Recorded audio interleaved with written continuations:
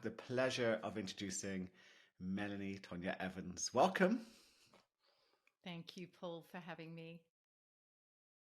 Yeah, I'm so excited you are here because I've been asking my community, what subjects do you want me to cover? Who do you want me to have on the show?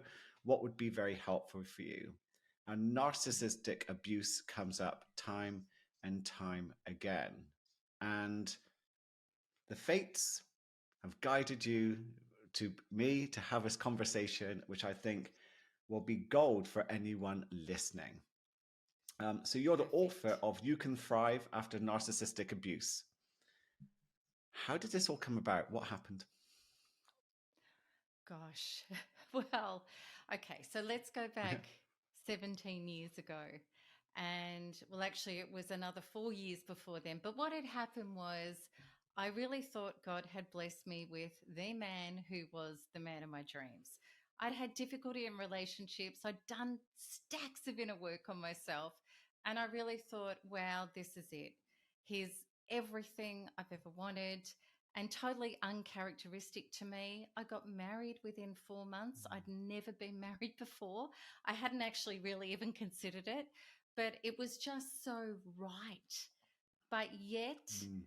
what happened was this person, and there were warning signs before I married him, many, but I just felt that he just ticked every box. And I'd never experienced being met and held so completely. This man could read my mind. We had all these synchronicities. It totally felt like a twin flame or a soulmate. But yet, he had these insecurities and these triggers, which I just thought, oh, that's a bit unusual or weird. But, we love each other. That'll be fine. Anyway, it escalated, Paul, to the level of absolutely incredibly rageful, vengeful distrust, physical, sexual, emotional, financial abuse. I started tolerating things that I never believed in a million years that I would ever tolerate. I was absolutely addicted to him like a heroin addict. Mm. I'd get away from him, but yet I'd feel like I was dying. People who understood what was going on were pretty much saying, well, what is wrong with you? Why do you keep going back to this Mm. person? Other people that he'd love bombed, he was really very much home devil, street angel. People loved him. They thought I was crazy. I was being there was so much in it. And people who understand narcissistic abuse or have researched it know the things like triangulation and gaslighting and smearing and abuse by proxy and all of these things. So it was, and at this time, I felt very alone. I didn't know that this had a name to it. I ended up so sick that I was 80 pounds, which is like around 37 kilos. So I was a bag of Wow. bones. I hadn't really eaten for 6 months. I was lucky to sleep for an hour a night. My hair had fallen out in clumps. I looked probably 40 years older than what I was. I shook, I sweated, I had complicated post traumatic stress disorder. And anyway, I was getting sicker and sicker, and I was hooked and I was hooked. And I was trying to work it out. One day, the word narcissist literally popped into my head out of nowhere. And I went to my computer, I put the word in, and the list of descriptive characteristics, I found myself ticking and nearly falling off my chair.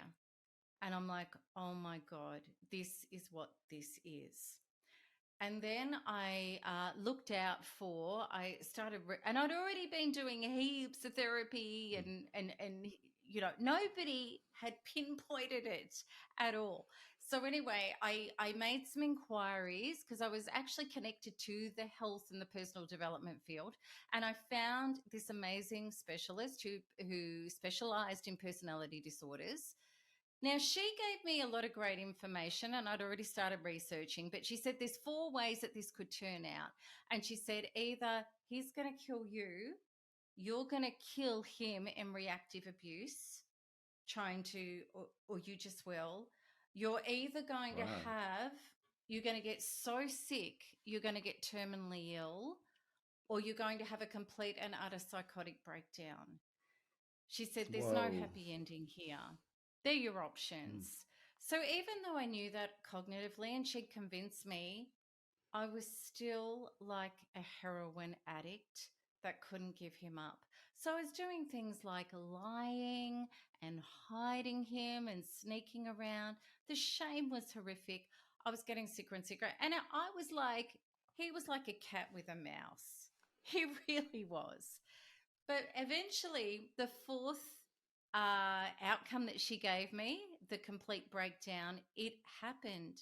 The day it happened, I knew it happened, and it was Mhm. surreal because I was facilitating other teachers that I had that were taking classes of personal development. I was getting people organized for lunch. All of a sudden, I'm on the ceiling looking down at. Do you know what? I don't think I've actually shared this apart from my book.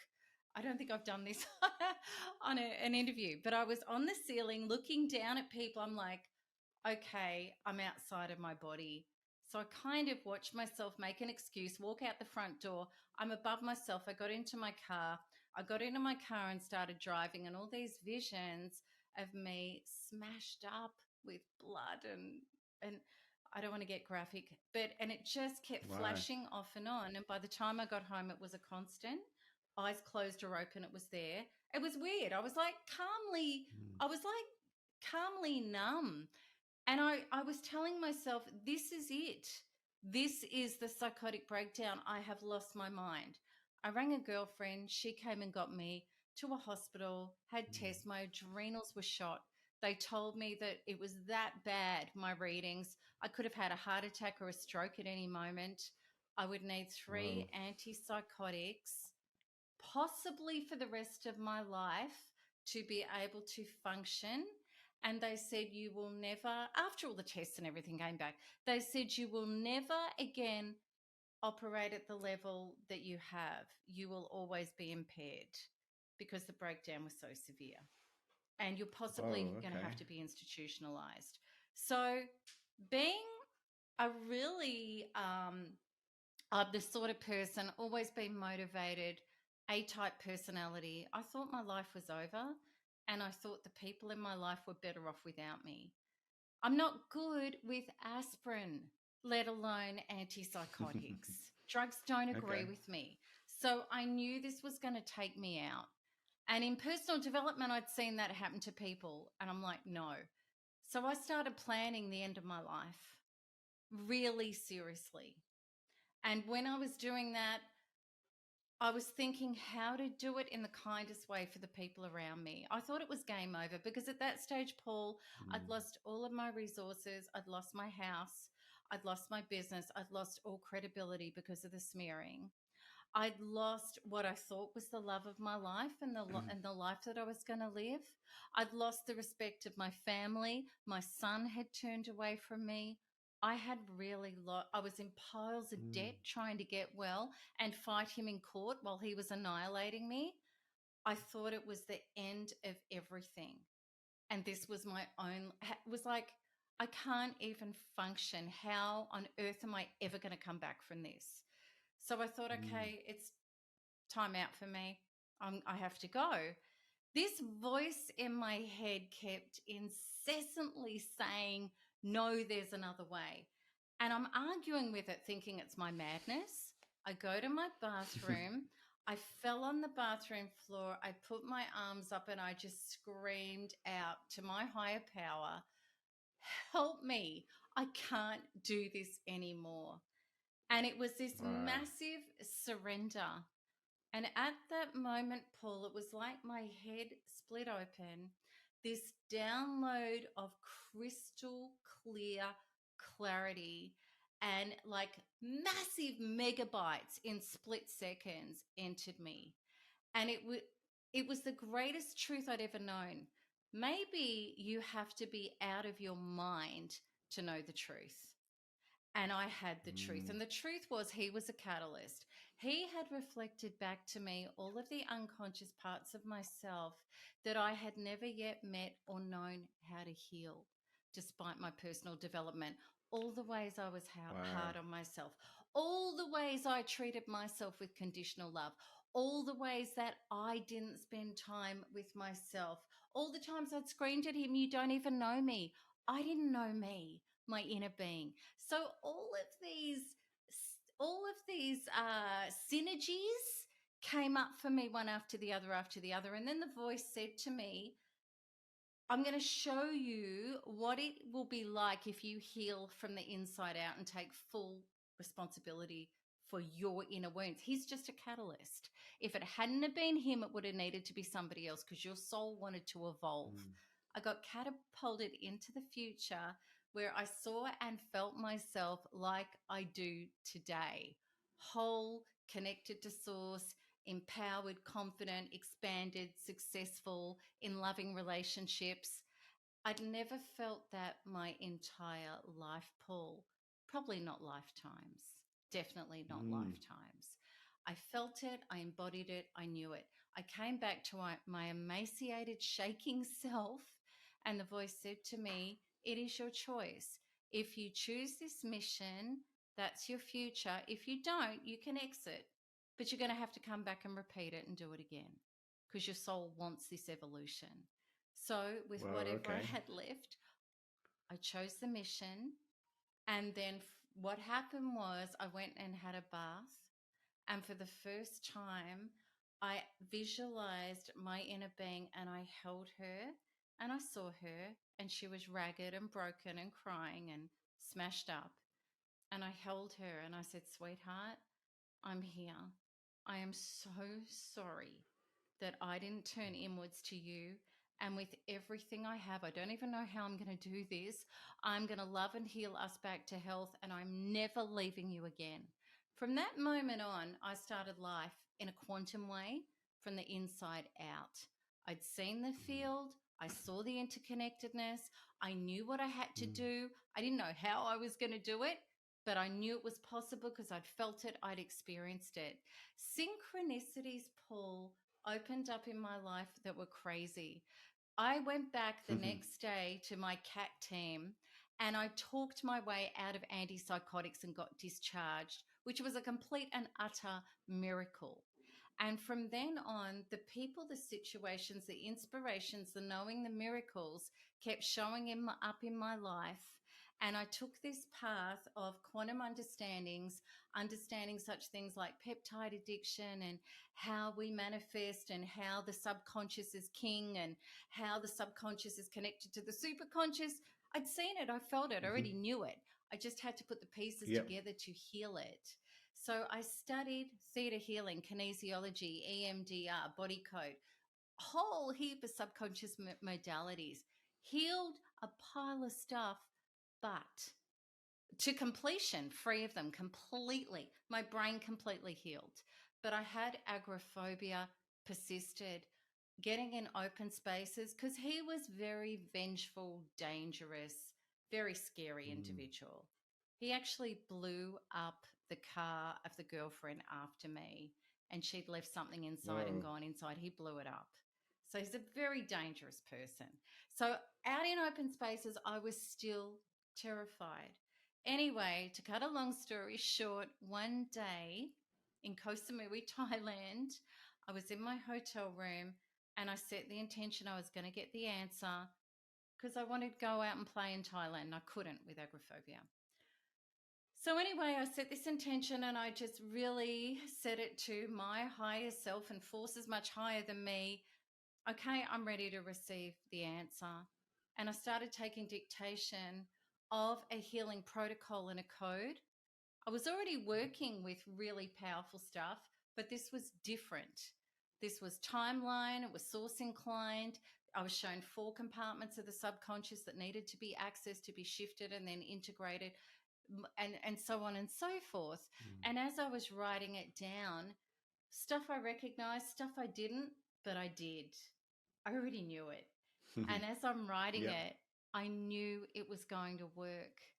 So after 18 months of a battle with severe agoraphobia in a 2-hour session on myself, I was out in the main street of Koh Samui playing in life in the most extended, Yay. connected way in oneness that I can ever remember being, that I'd never, ever experienced. And agoraphobia never came Wow. back. So I went back Amazing. to Melbourne and I said, we're not doing the healings, because I was working with a ton of abuse victims by that stage. I'm like, we're not going Mm. to work with this. We're going to work with this. And I called it Quantum Freedom Mm. Healing.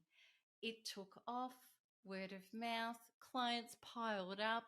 The voice and the guidance said, you need to create a program because you can't do all this one-on-one. So I did. I said to my clients, take it home, work with this. I said to my higher self, how can a recorded voice with imprints in it work on people? And it said, the voice said it will, because in the quantum world, all Okay. space and time is happening in one, and it just is. Mm. And the intention and the Okay. power in it will do it.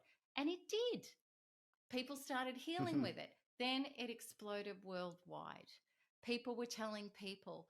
People were going to their therapists, and their therapists were ringing me, and they said, what happened? Because they were so stuck in obsession and rumination, and they walked in the Mm. door a completely different person than last week. What happened? And I said, it's quantum Love it. freedom Love healing. it. That's what Okay. happened. We got us. Okay, so we've got a lot to unpack there. We've got a lot to unpack. It's an incredible story, and Okay. I was reading it in your, I was reading it in your book, and what happened to you, and I really wanted listeners to get an idea of your journey Yeah.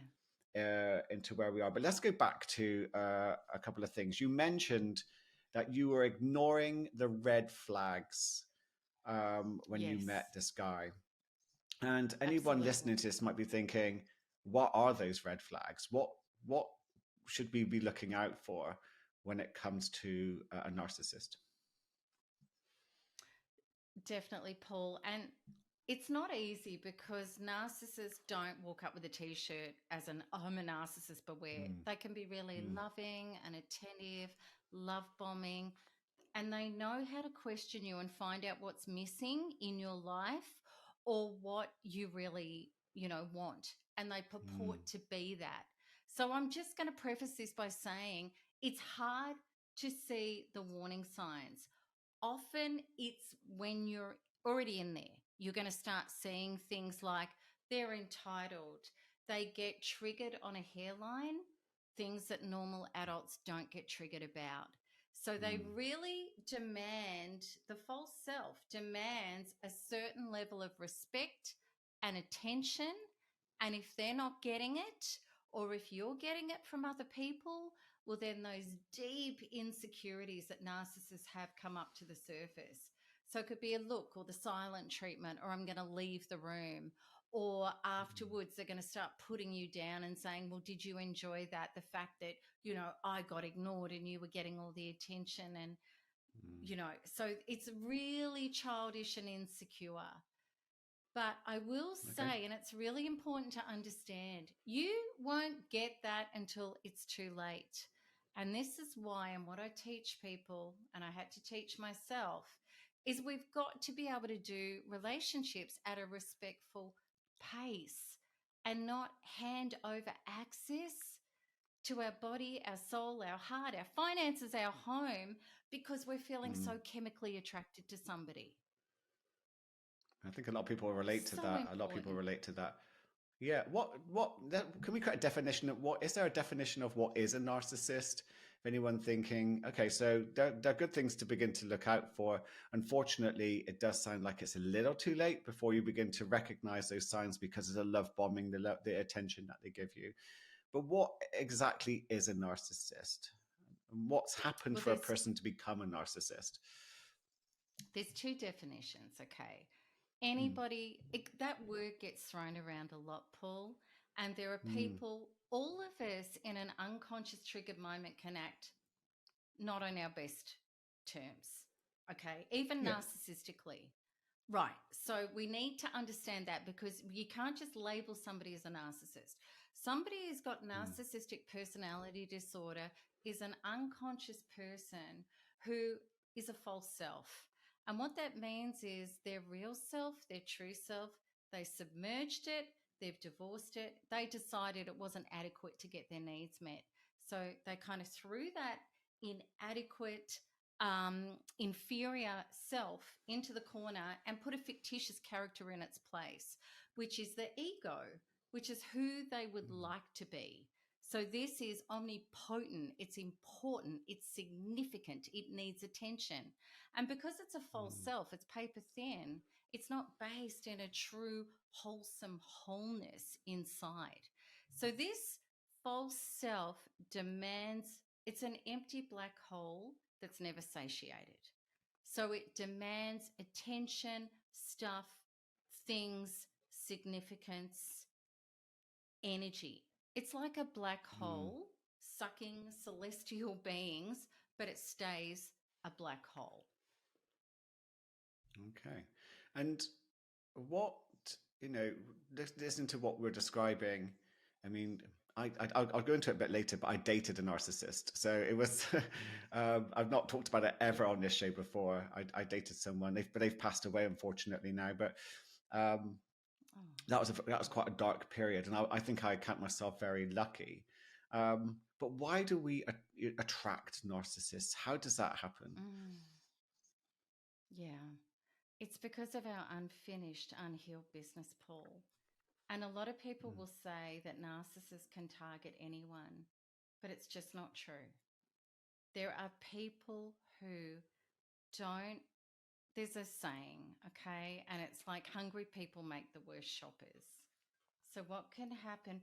And we also have an inner love code.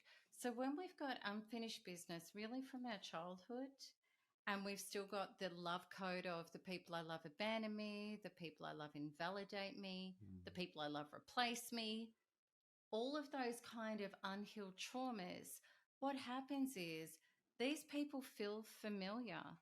The people I love means we're attracted to people at a deep unconscious level who are going to represent those unhealed wounds. And these people are actually attracted to us.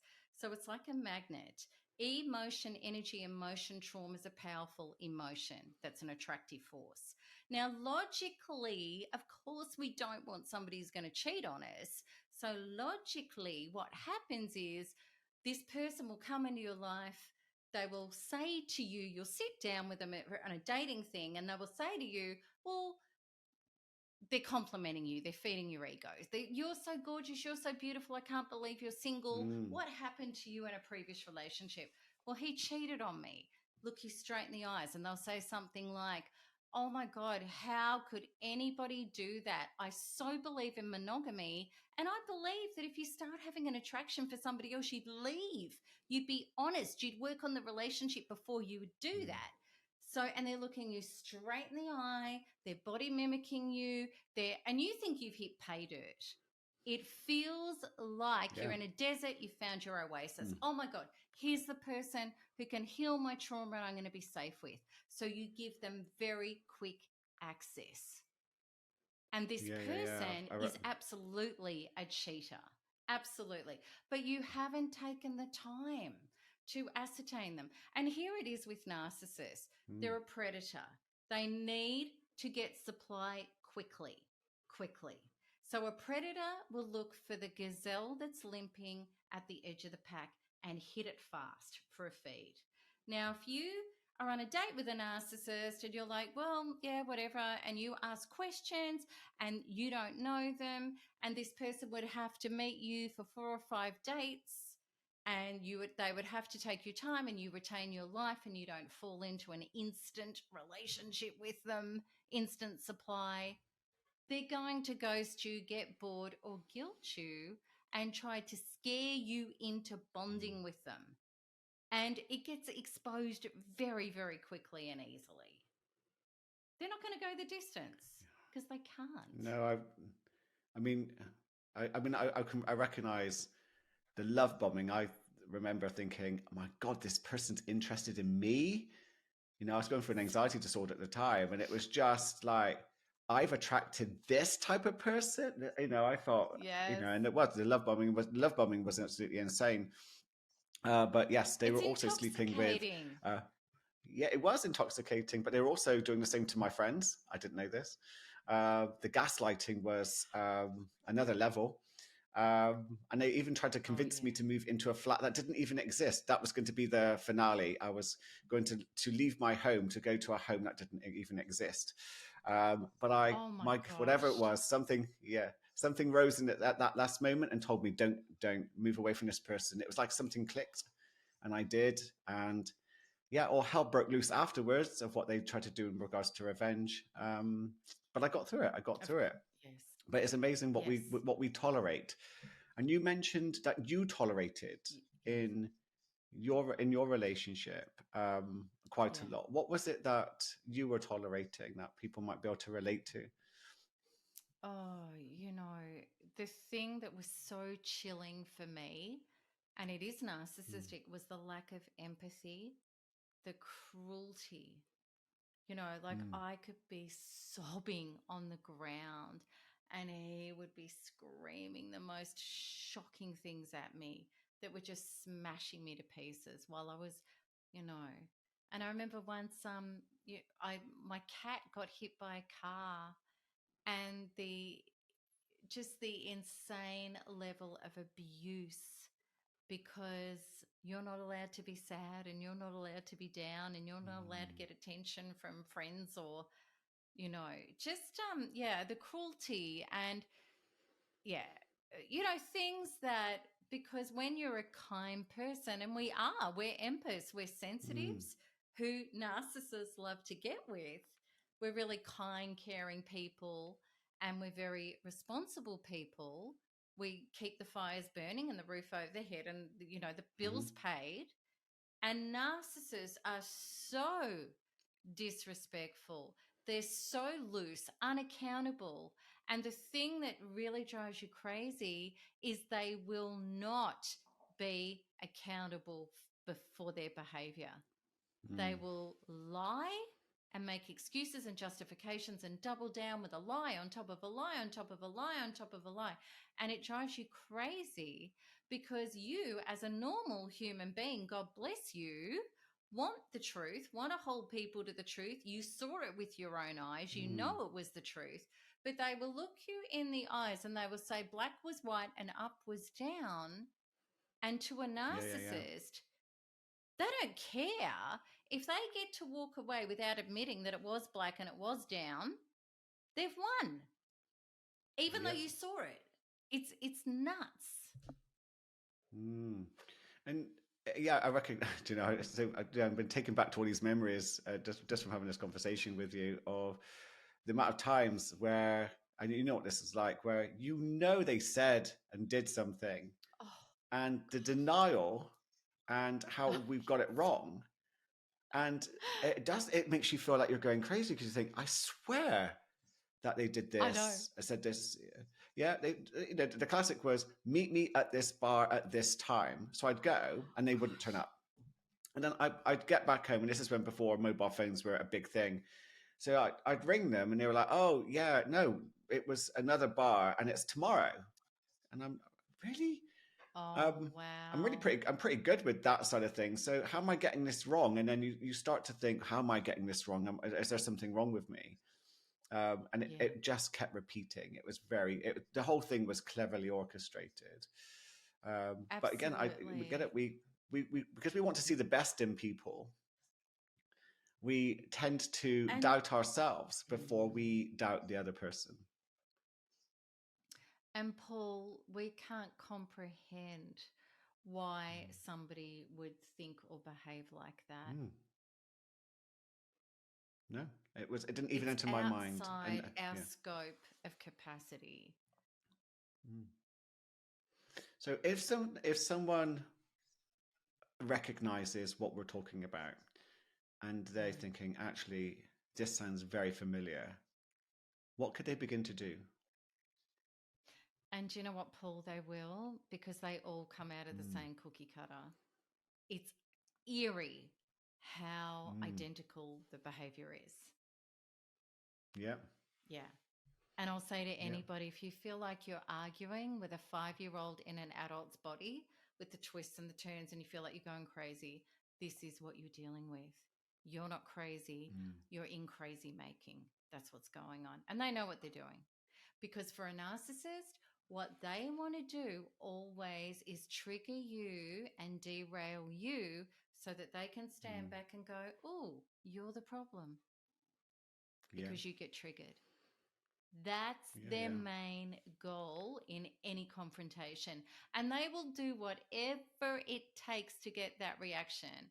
They don't care about the facts at all. It's about triggering you. So just so people know, because you'll Mm. go, oh God, yes, that's what happens. What can you do? Well, you can't turn insane into sane, and you Yep. cannot make a cat lay an egg. Impossible. You cannot hold So these we can't people change. to Yeah. account.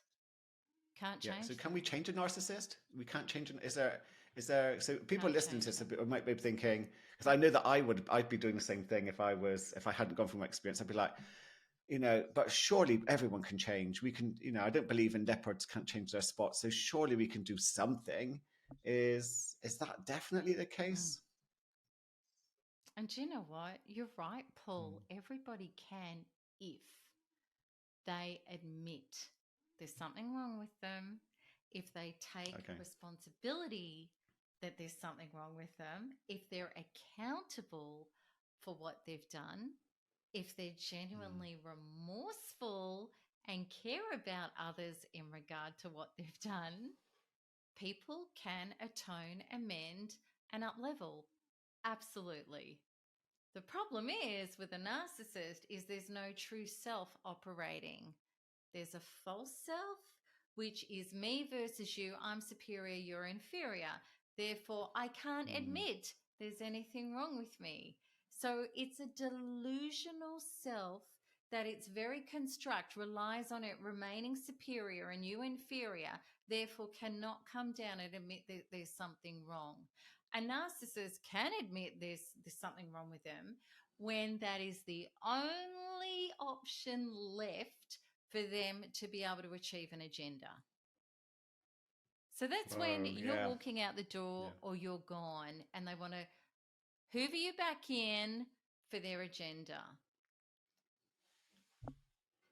Yeah. I get it. So I think what would if you were? I mean, obviously you've worked with so many people. I think it's like 50,000 Frithers. Is that right? Is that so? What's the? Yeah, Yeah. you've worked with so many people in this subject.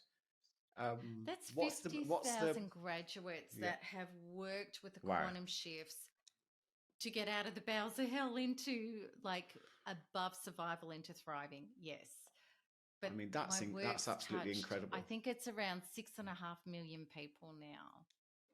I think that's absolutely incredible. But do you? I mean, it's looking at you must get a sense of when you've helped so many people of the lies we'll tell ourselves Oh, to gosh. um, to either stay in this relationship Mm-hmm. or or in a way still stay connected to the narcissist. What's the excuse my language, what's the bullshit that we come up with to keep Oh, ourselves God. with one toe in into the narcissistic world. Oh, Paul, I was the queen of bullshit. I promise you. So Okay. I know it Yeah, and I see it so yeah, well. And it's, yeah, the technical term is cognitive dissonance when yeah, we yeah. give ourselves reasons and justifications for staying trauma Mm, bonded to an individual rather than letting go and healing ourselves and up leveling beyond that abuse. So there's all sorts of things. And of course, we can say, I'm going to lose everything, like all of my finances mm, and because narcissists embed and destroy. You're going to lose it anyway, I promise you. You know, having mm. said that, we have thrivers who have won in court really powerfully because we know how to do that. Amazing. Okay. So Yeah, yeah. people, yeah, and it's unprecedented. Everybody else will tell you it's impossible. We do it all the time. So, okay. So you're going to tell yourself that. You're going to tell yourself, this person is like this because of their childhood. I know they love Mm, me. I know And it can feel, Paul, it's such a deep spiritual experience. You're in a battle for your soul.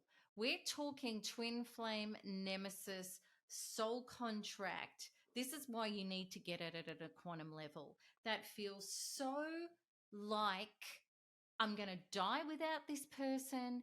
I I have a soul contract to heal them and fix them and never give up on them, even to the point where I will self sacrifice and martyr myself. That is so common, it's Mm. insane. And women and men feel like that, that I will go to my death to try to stay with this person and fix them. So it's big, big. So, of course, all the lies around that. I'm doing it for the kids. I'm doing it for the finances. I'm doing it because I know they're a good person. I know there's a beautiful, lovely person in there.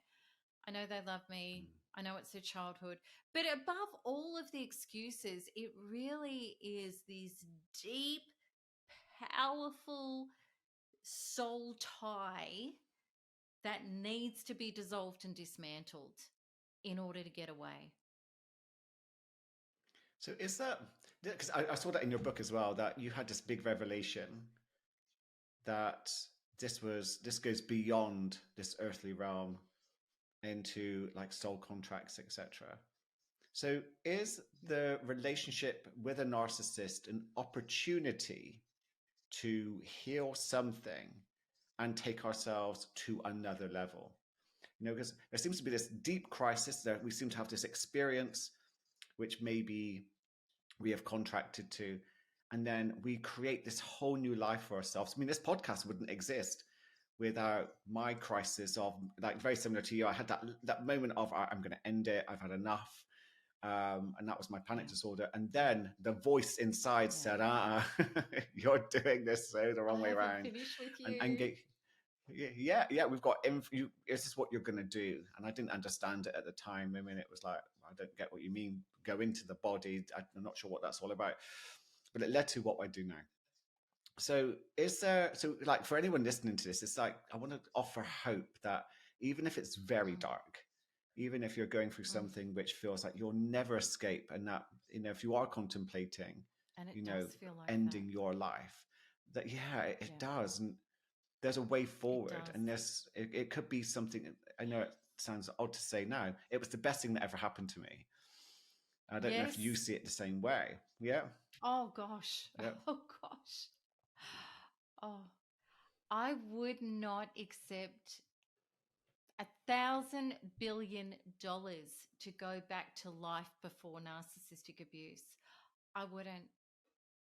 I really wouldn't, because of how my soul has evolved through this, how I've come home to loving and valuing me, how I've come home to having a relationship with true source and my higher self, how I now understand life and myself and mission and purpose, and my most durably fulfilling life came as a result of up leveling from the bowels of hell into my liberation, emancipation, glorification of my true self.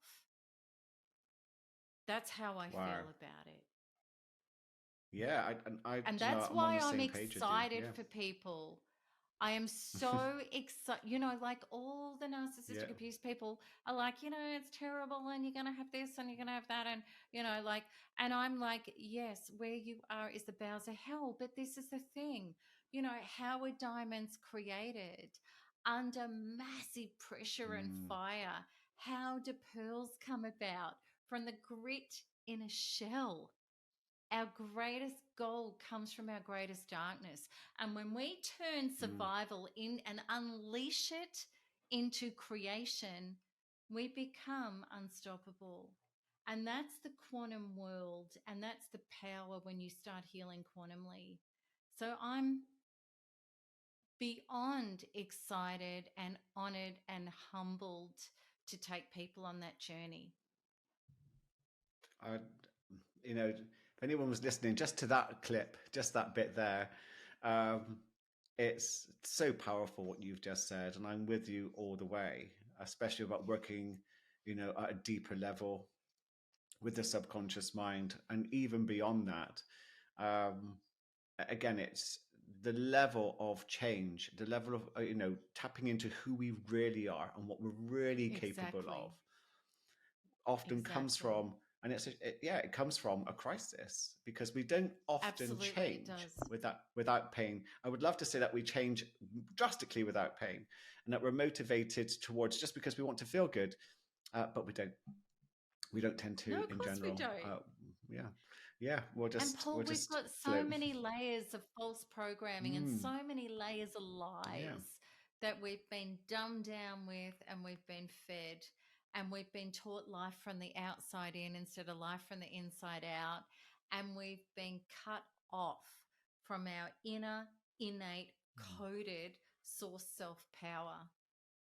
As far as I'm concerned, recovery, thriver recovery from narcissistic abuse is mm. the fastest, most direct way back to who we are because it's a make or break deal. You either dissolve and keep disintegrating or you evolve. Mm. There's I nothing in love, between. yeah. There's nothing ho hum about this. I think what you just said is, I just want to bring that back to that point about, the program that you have. There's probably people listening to this who might take a traditional route. They might go to the doctors, they might go to a counselor. Is there a Yeah. problem with that? Do you think there would be, is that their best route? I come under a lot of flack recently for saying that I probably wouldn't recommend people go the traditional route with traditional talking therapy for treating an anxiety disorder. The amount of people that launched at me for that, but I have good reason, because I don't think it is an effective way, and I think it can really hold people back from progressing, and I will always stand by that opinion. Um, but what about, someone is just realizing that they're in a narcissistic relationship and they want to get help? The traditional approaches at the moment, are they helpful? I'm with you all the way, Paul. No, they're not. Yeah. They're absolutely Okay. not.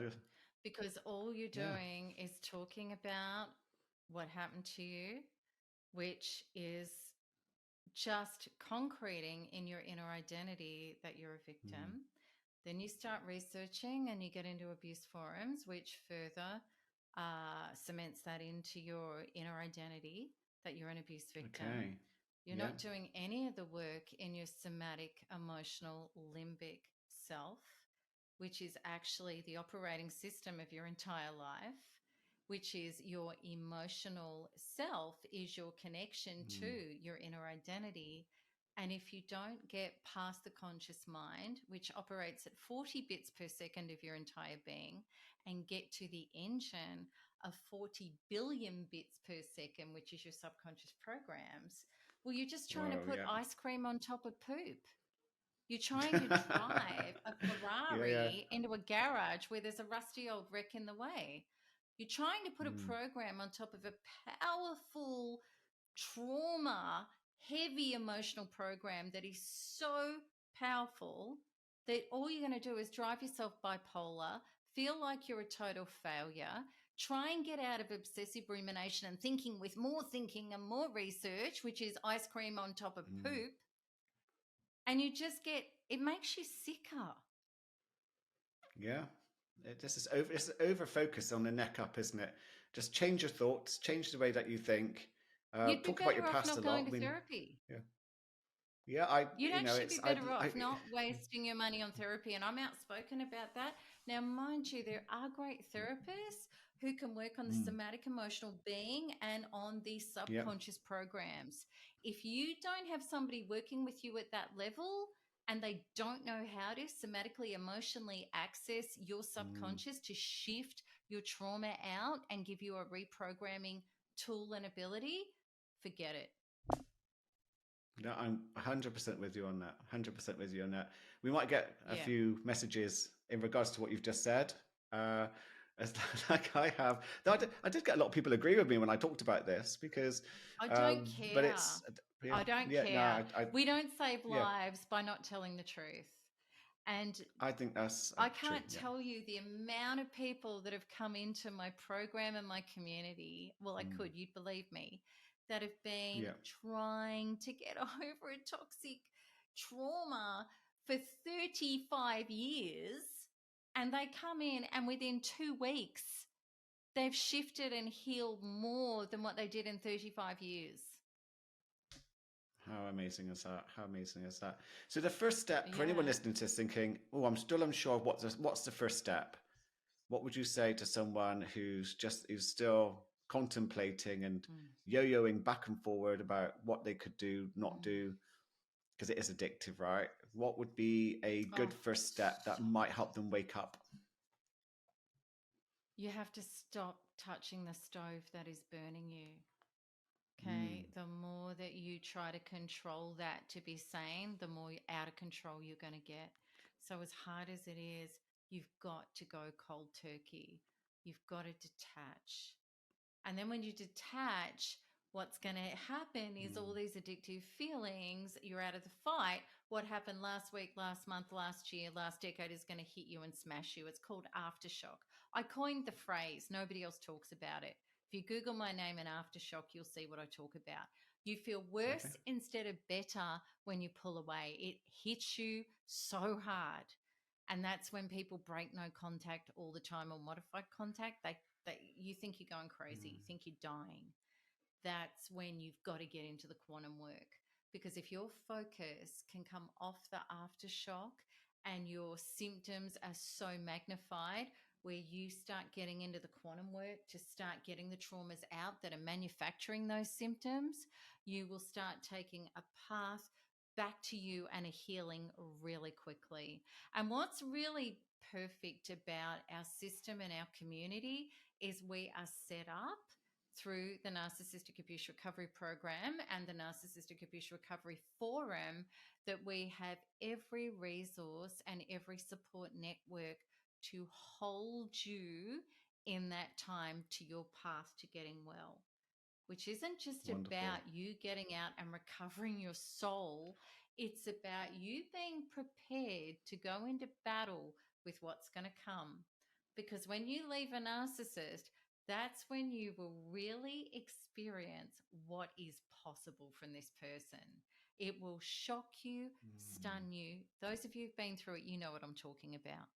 And we've mhm. got the resources, the shifts, the strategies, how to work with court, custody, divorces, property settlements, business deals, all sorts of things.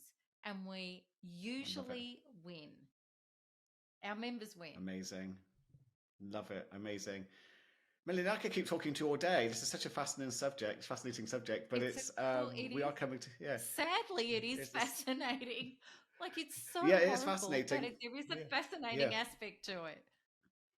it is fascinating. It's just so much to talk about in regards to this subject. And that's why Mm. I really would promote your beautiful book as a Oh, wonderful thank resource. you. I've enjoyed going through this, and I'm going to put all of your details in the show notes so that anyone's listening to this, they can contact you and tap into your wonderful resources. Um, but just for anyone who's listening to this, where's the best place for someone to reach out to you? And, or, I mean, your Instagram is Yeah. amazing, by the way. Yeah. So where's Thank the you. best place for people to reach out? Yeah, you're welcome. Well, I've got a free masterclass which is going to take you on the quantum journey. So it's about what happened to you, why it's been so Mhm. hard to heal, and I take you through a quantum inner child, beautiful, soothing meditation, and then an actual quantum freedom healing, which is the super tool powerhouse that I use to heal and thrive, and all of our thrivers have used. So all of that's free. Uh, Plus, we have yeah. amazing bonuses for you at the end of the masterclass for you to get involved in our incredible community. So I can't, it's really simple. It's just my name, melanietoniaevans.com/masterclass. And you can book your time or get the replay. And I know it's going to help you so much. Oh, amazing. Um, this has been an absolute pleasure. Thank you so much. I know this is pure Thank gold you, Paul. for anyone listening. So thank you for coming onto the show, and thank you for everything that you do. And thank you for what you're doing, Paul. It's so beautiful to see enlightened, conscious guys. It's gorgeous. Like us women are Thank you very very proud much. of you. So thank you. Oh, that's really lovely. Thank you. Have an amazing day. Thank you. Yeah, you too.